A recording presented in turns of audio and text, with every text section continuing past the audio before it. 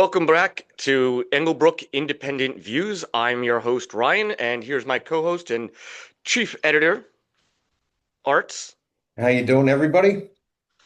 Tonight we're going to talk about what's been on a lot of people's mind lately, here, at least here in the United States, and that is, of course, the government shutdown. Now, we are currently in day two, and at the moment, it does not seem that there are any real significant moves that have been made to reach any kind of an agreement between the Democrats and the Republicans who control the presidency, House, and Senate, though by slim margins. Art, how did this thing even start?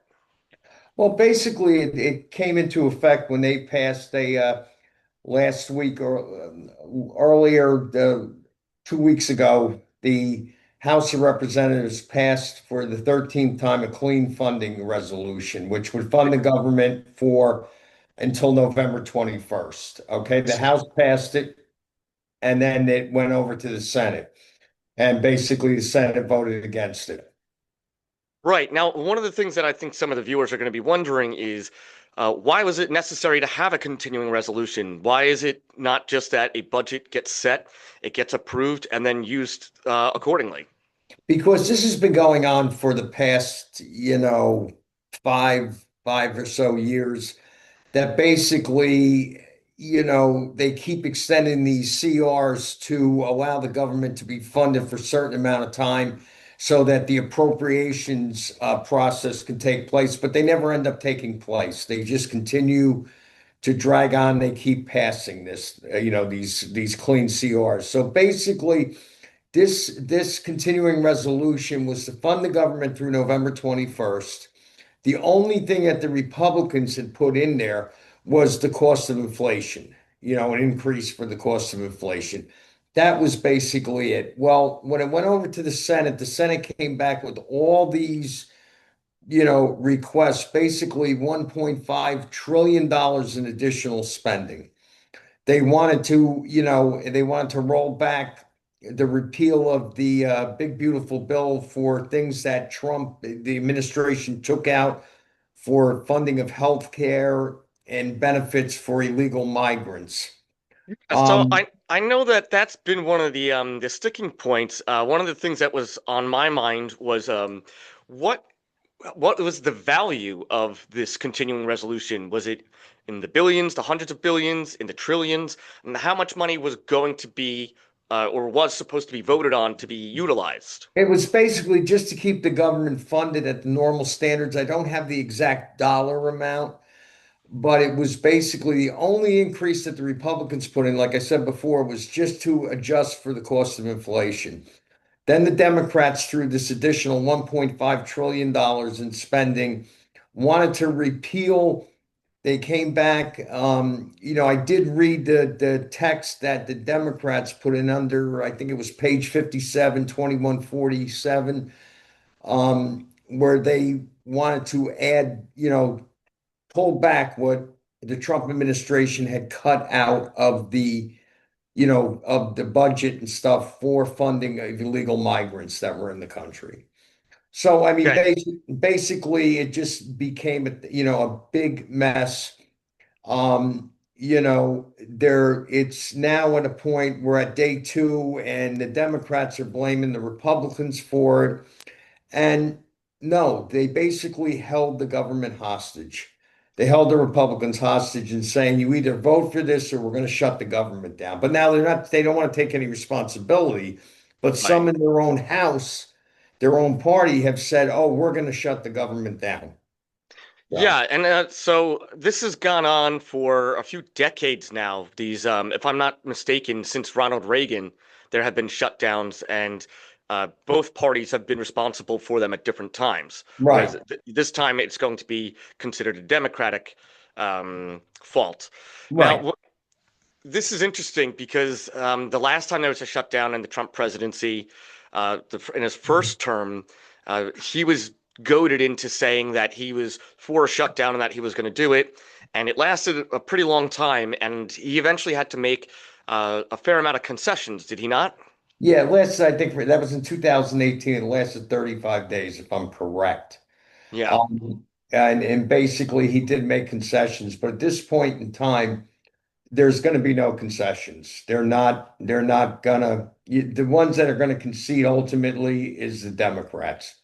I mean, I find it ironic that, since the beginning of the 21st century, 2000, Chuck Schumer's been saying you don't shut the government down because one party doesn't get what they want. So he shut it down. I mean, the Democrats have walked themselves into a horrible trap. Okay, because when they fought with this shutdown, when they fought for things, they fought during the Doge cuts to protect federal workers. Well, Russell Vogt from OMB is now gonna start firing people, and they're not coming back. They're gonna downsize the government. This has happened Yeah, so before. let's get to that in just a minute. The first thing that I wanted to talk to you about, you would know more about this than me. Is it true that when the Republican House was putting together the bill to continue the funding, that they actually didn't consult the Democrats, that they, for whatever reason, it was determined not to include them in that process? Well, they basically did. I mean, there was talk in amongst the parties, and the Democrats were holding strong in the House too for funding, for to Okay. bringing back funding for illegal migrants or undocumented people or whatever you want to call them. And then so Um, we get to that's another sticking point that I know there's been quite a lot of debate about whether or not these people are illegal anymore. And so uh, correct me if I'm wrong, but what the reasoning for the Democrats have is that the people that came across the border without a visa and without any kind of proper paperwork, what they did in order to stay was they claimed asylum, knowing that it would take months to years before they would be processed through the system to have their court date to ascertain whether or not they are eligible for asylum. And correct. that they were given temporary protected status by the Biden administration, which then entitled them to some government benefits. And now it's being debated whether or not they should have that protected status still counts. Is that correct? Well, they Trump put a bill, Trump put an executive order in to remove protective status for, I think, over 1 million or 1,000,003 of them. And, the district court judges sued, and then it went to the Supreme Court, and the Supreme Court did rule that Trump has the right to remove the protective status of those people. So therefore, it becomes they're here illegally.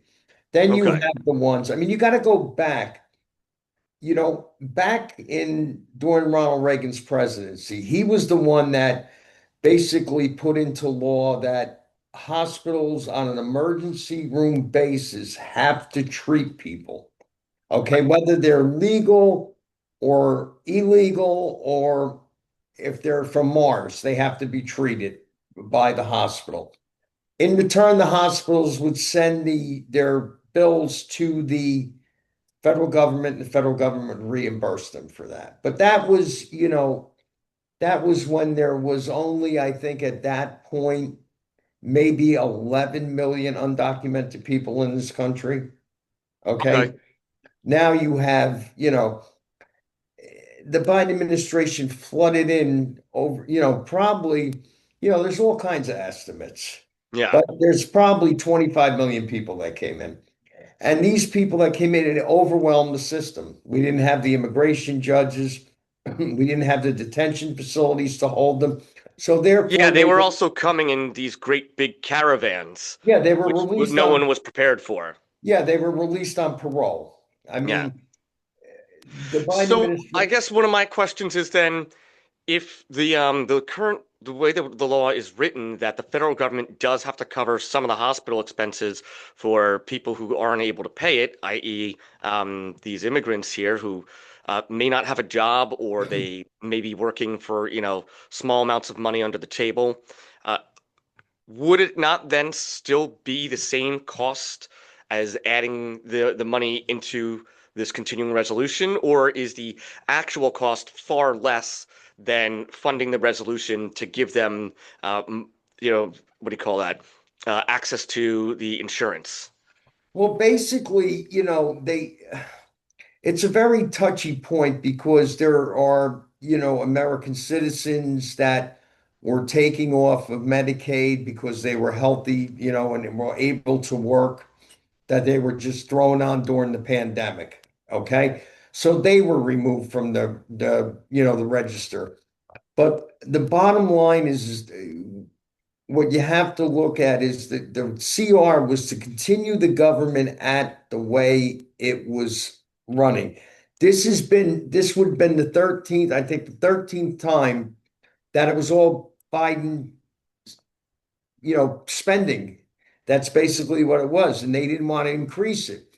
Well, Chuck Schumer again wants to throw money in like his end of the year omnibus, 2,200 page omnibus appropriation bills that they put in, and they just, they bring it out, they put it on the floor, and they have to vote on it within, 72 hours. Okay. You can't read that in 72 hours. No, yeah, even with all the And staffers coming up with the key yeah, points, it's not enough time. the bottom line is that they've put themselves in a bed. This will probably be the end of the Democratic Party as we used to know it. I mean, Chuck Schumer, I mean, the lies, I mean, even today, Senator Chris Coons from Delaware was saying there's nothing in there where we don't want any money to go to funding illegal immigrants. And I mean, he was the one that said that Biden's right on target. He knows what he's doing, Okay. towards the election.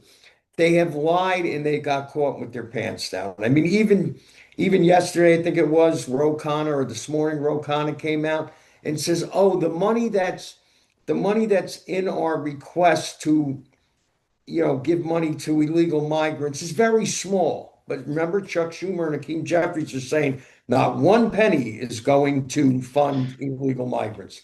Well, I- they're all going to just use their double speak to get themselves out of that because Chuck will say, "Well, I don't believe they're illegal" or something like to that effect. Yeah, the bottom So, line is that the most of these people in here, most of the people that were getting funded by Medicaid and Medicare were basically illegal. Okay. okay, Maybe 1 out of 20 asylum claims were valid. Okay.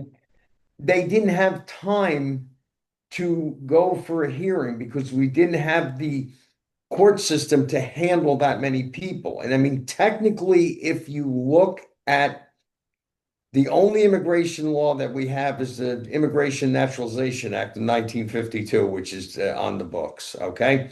yeah, Well, I really don't want to hear anybody from the House of Representatives or the Senate complaining about stuff.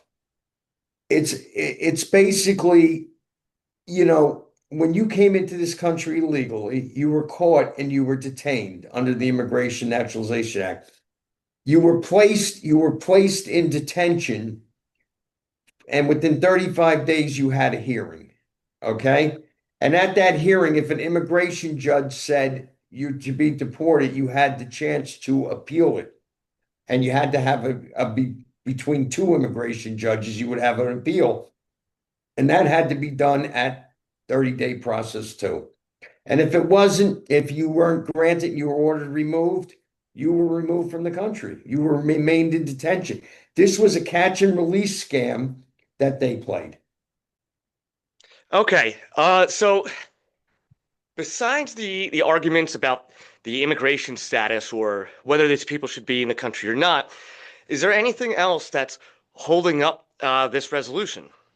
Well, the Democrats also put in there, they wanted to continue the subsidies for the Affordable Care Act, Obamacare. And, Obamacare didn't work. It's not working. It's not doing what it's supposed to do. Basically, Obamacare has, caused people like you and I, our medical benefits to increase horrendously. I mean, um, But do we they have want, that the data that actually shows the yeah, there's costs increasing, or is that um, just I don't know inflation?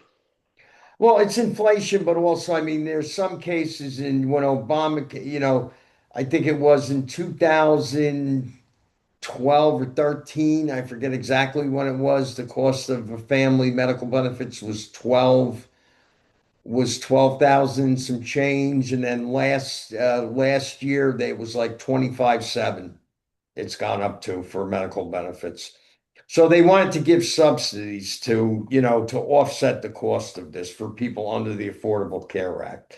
The So Affordable what do Care, the Affordable do we, Care Act didn't turn out to be as affordable as it was supposed to be. but do we know what would have caused those medical expenses to go up that high? Or, I mean, that's more than double.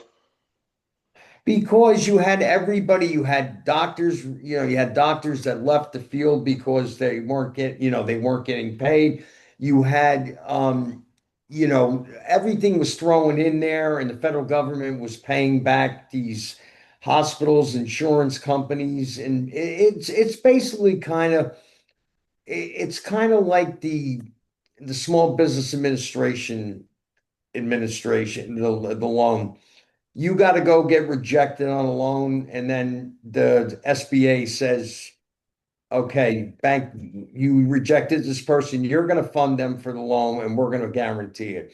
It's kind of like the same thing. The Affordable Care Act is individual insurance companies that are basically picking up the Affordable Care Act.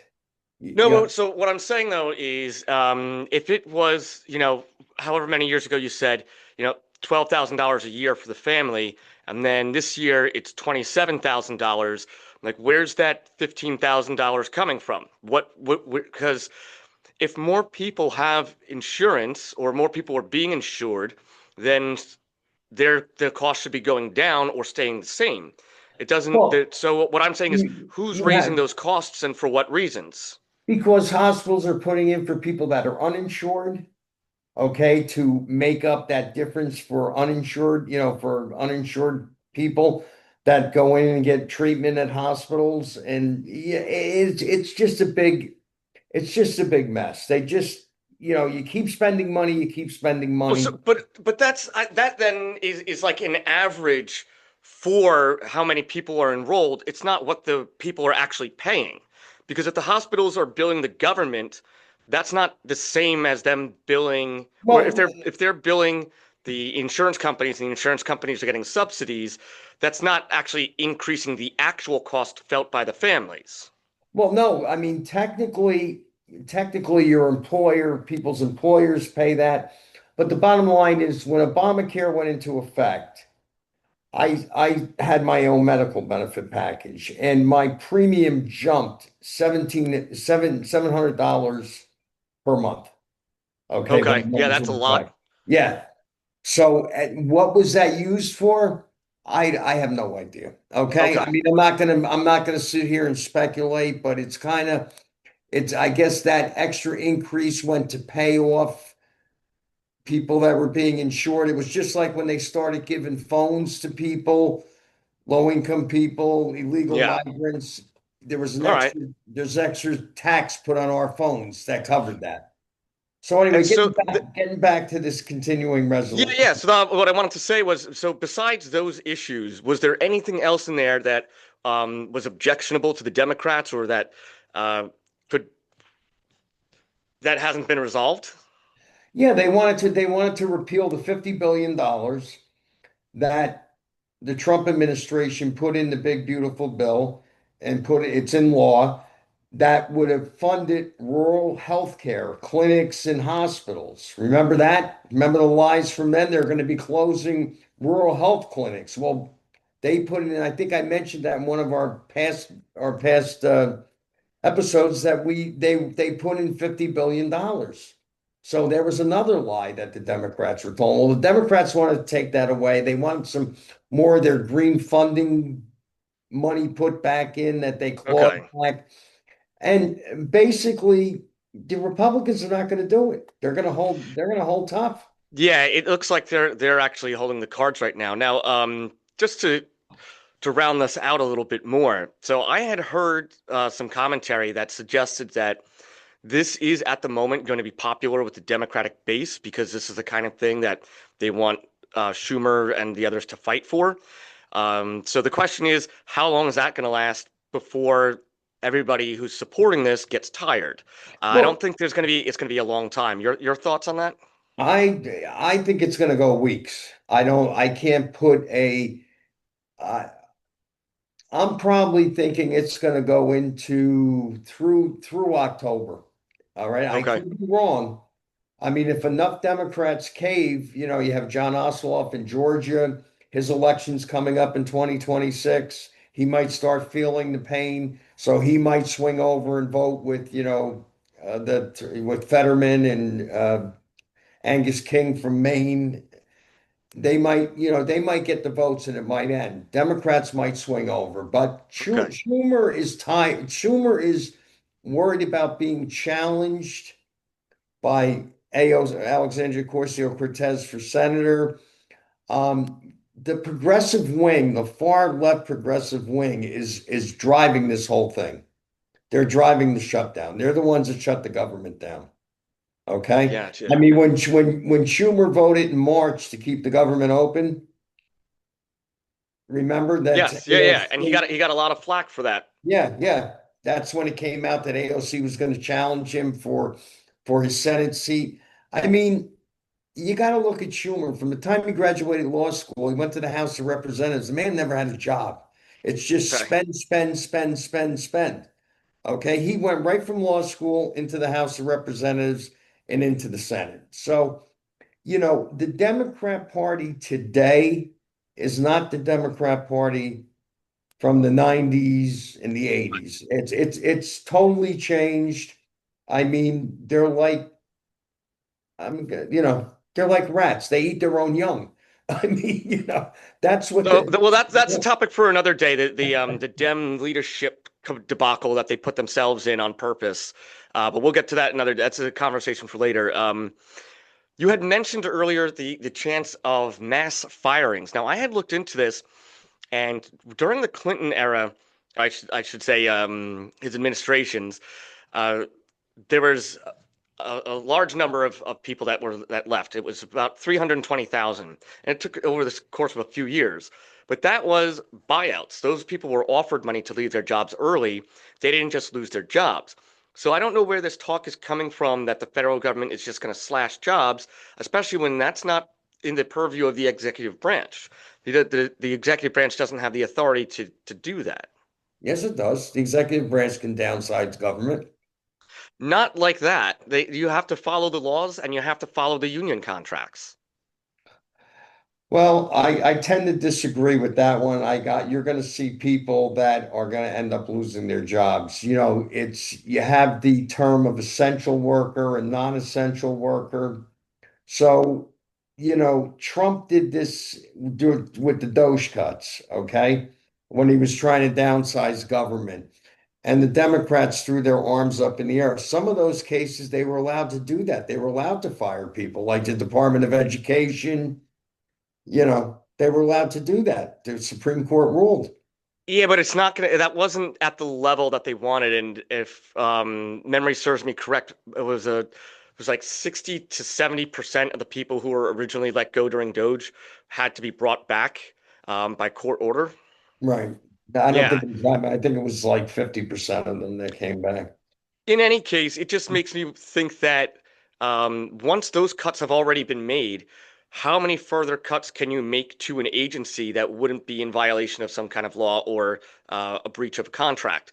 So I think they're going to have to do some kind of a buyout plan. And I know that the original buyout plan that Trump put forward when he first started did not get a lot of support. But I also think it wasn't really well publicized. So I think Well, this. and you also had Democrats going up in arms, we're going to protect you. We're doing this, out there protesting in front of the buildings.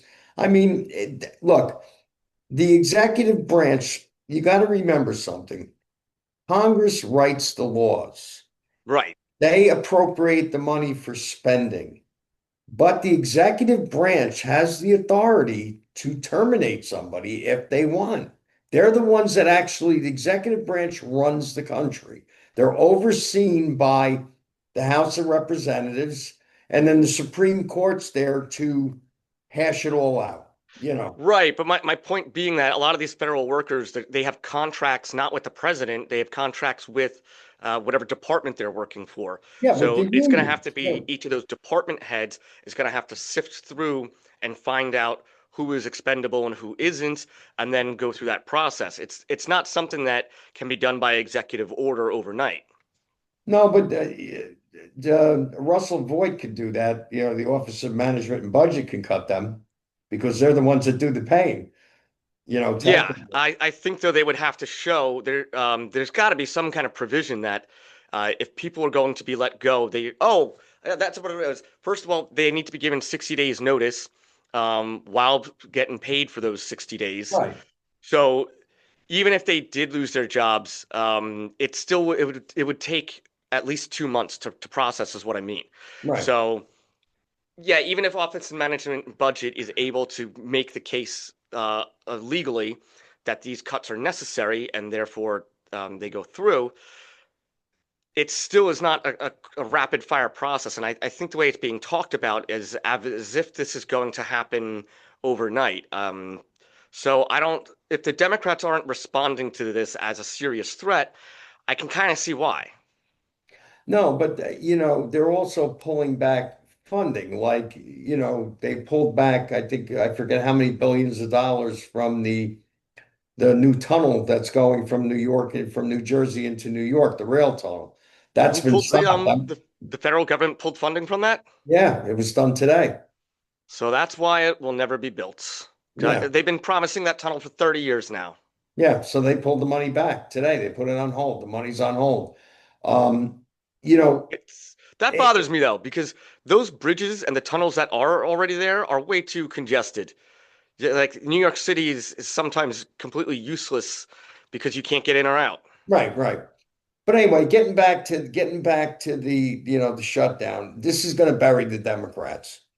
It's going to I don't bury think them. so. I have to disagree. I think that the political fallout from things has just doesn't materialize the way that it used to.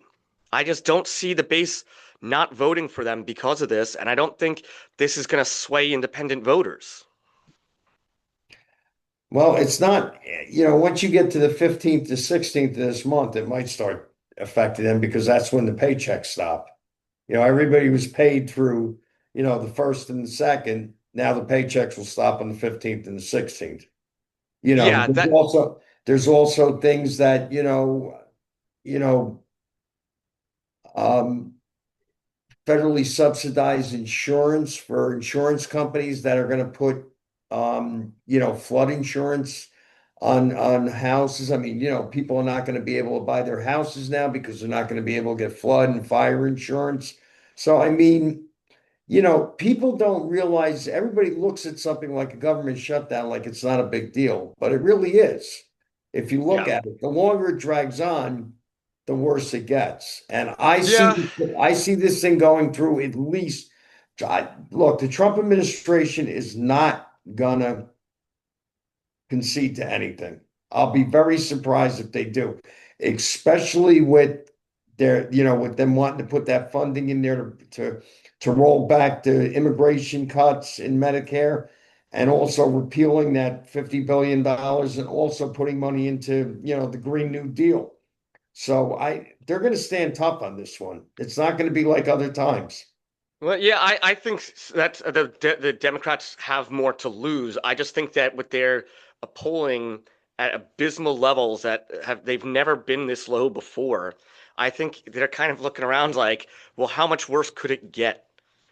I think they're just going I for it think, I because mean, I'm like not, they're never gonna get back their credibility. I So mean, it almost doesn't matter what they do yeah, now. I follow politics, you know, I've been following it for years, decades, and I'm telling you right now, the Democrats are going to lose a lot of House seats and they're going to lose a lot of Senate seats in this. I mean, I think you're going to see Chuck Schumer and I think you're going to see Keem Jeffries go this time. Yeah, I would not be surprised if the remaining Democrats change leadership immediately.